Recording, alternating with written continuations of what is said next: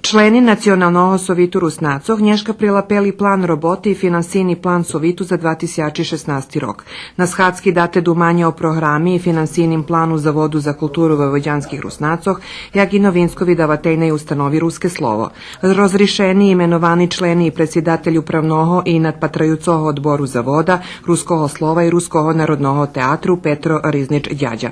На схадській ще бешедовало і о додзельованju припознаннях візначним Руснацом za ih doprinošenje ruskomu narodu. O postupku za dostavanje radiofrekvenciji bilo najvecej slova.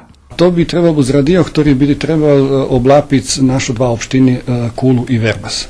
My máme jedno pozitívne iskustvo so radio ruským kiresturom, ktorý bol bar sluhani, medzi tým robil na nedošli bodzenej frekvenciji i njema potrebni dozvoli, preto to še mušel zahašic, ali máme teraz obecunky, že u postupku, ktorý rozpočíname, dostaneme frekvencije za to ti dva opštini.